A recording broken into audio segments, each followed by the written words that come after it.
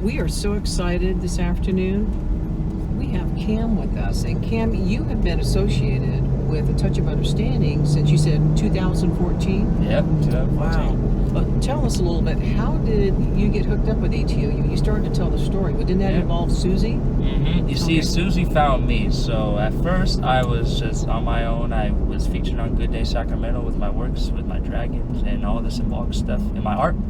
And she found me. She emailed me, and she wanted me to come out and see how the workshops are and perhaps volunteer to speak. I don't exactly remember the school, but I remember exactly what the classroom looked like. I remember exactly what the teacher was, what he looked like. Yeah. Now that's amazing, and you haven't left since then, huh? Mm-hmm. No, right now I just volunteer when I can, but for the most part, yeah, still because part you're of in the school family. now. Mm-hmm. Wow, and you're studying animation. Yes, animation and visual effects. Wow, that's pretty impressive. And where do you go to school? I go to school at Azusa Pacific University. Okay, all right. Well, congratulations on that, and good luck with you on that career, because there's a lot of good work there. Thank you. Yeah, a lot of opportunities. Very competitive as well. Oh yes.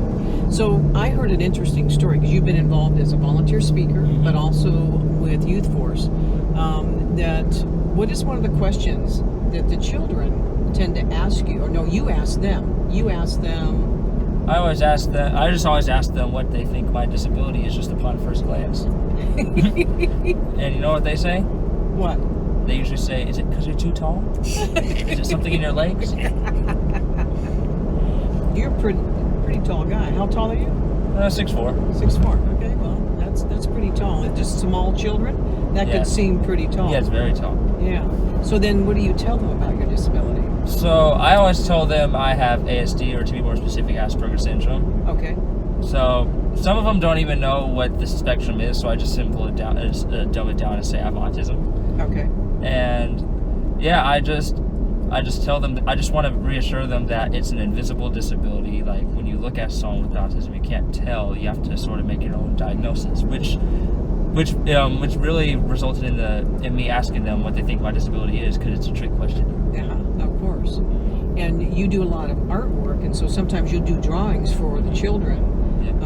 Either before or during your talk with them? Yep, especially if they have a whiteboard. If they have a whiteboard up there and there's some extra time, then I will most definitely draw them a dragon. It's usually a dragon. Yeah. You like the dragons, huh? Yep, at this point, it's just muscle memory. Okay. In my hand, yep. Oh, that's amazing. Now, how long have you been drawing? Oh, man. I've been taking drawing serious, like, especially, like, whenever I drew in class, it would be, like, around the 2nd grade, so... I've been drawing comics, to be more specific, since the 2nd grade, but I've been drawing ever since I was able to hold a pencil. Wow. So what's some of the most interesting questions that the children have asked you, or what's been maybe some of your favorite part of the workshops when you've been a guest speaker? Well, most of the most interesting questions that are asked usually don't even relate to my quote-unquote disability. Most of the time, no. Some other times, the closest interesting questions there are mainly, why did they tease you? Like, what specifically did you do that caused people to bully you back in elementary school? Okay. And I like when they get specific with their questions, because most of them are like, so you got bullied? And I'm like, well, I established that in my presentation, yes. So yeah. Can you share a little bit about your experience? You said in elementary school you'd been bullied some? Mm-hmm. It wasn't like, it's not the typical traditional kind of bullying where it's mostly physical or I get ganged up and beat up. It was mainly verbal and within the classroom, and usually taking advantage of the teachers. Like for instance, when it comes to this, when it came to my symptoms, most of the teachers didn't really understand it. So I would be labeled as the troublemaker. So the students would usually try to either frame me as a troublemaker by by simply telling the teacher lies about a certain situation, or the art supervisors as well. Okay. And sometimes they'd also take advantage of my intolerance or like my short temper, because I did have somewhat of a short temper back in elementary school. Especially when I was singled out during some stuff, I would like freak out or have a tantrum, and then like I would be framed as a troublemaker. So yeah, for the most part, it wasn't physical. It was mainly through either insults, lies, or false accusations. Right, and then you got kind of singled out, obviously. Most definitely. Yeah. Well, that must have been really hard on you. Oh yeah, very hard. Yeah. And so that got broken at some point where that changed for you. What changed? Oh, the main change usually it happened around late 8th grade and high school, because that was around the time where I didn't really try to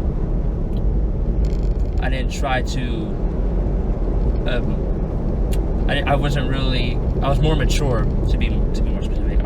I was understanding what people like more and how to make more friends and what not to do, what to do, like what usually annoys people. Because most of the time, what I didn't really mean to get on people's nerves, but that's usually what happened. Okay. So around that time, I was becoming more aware of certain things. I was becoming more aware of what to do in class and how not to look like I'm not paying attention and whatnot. Yeah. Okay.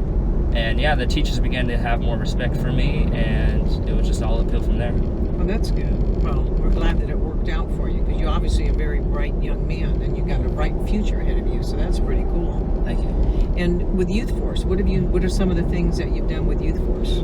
Oh, for the most part, I just helped them plan certain events. I've attended a lot of events with them as well. You know, we've just establishing connections and friendships with a lot of the kids there. Okay, and can you share what some of those events or experiences? Oh yeah, I could name a lot. Like for the most part, one of my favorites was the Christmas party. Okay. And the Halloween party. Okay. And just and movie night. Movie night was one of my favorites too. I loved movie night. We watched Frozen. Yeah, the first movie night, was Frozen. So, yeah, we just spent a lot of the time just planning everything, coordinating everything, making accommodations for other people to make sure everybody's having fun. So it was very cool. Oh, very nice. Huge. Thank you. So now, if you were going to suggest that someone get involved with a touch of understanding, what would be the most important factor that you think why they should get involved? The main factor I would say is that it would give them a voice, most definitely, because you can't just just preaching to students at your school, to your friends, educating them. It can only get them so far, because also, although you can make your own experience pleasant, like I did, like educating. Like at one point, I educated my class. Like I ran them through the presentation I eventually did at ATLU, and everybody understood me, and I started making more friends. But then I was like, this could be like this for other kids like me as well. Sure. Because especially with my diagnosis, Asperger's syndrome, it's a more mild form of autism, and we're more normal, quote unquote, or more whatever that's supposed to be. Yeah, exactly. Like than other people think, because whenever people hear autism, they think, oh, they're autistic, or oh, they have bad manners, or whatever, and they don't understand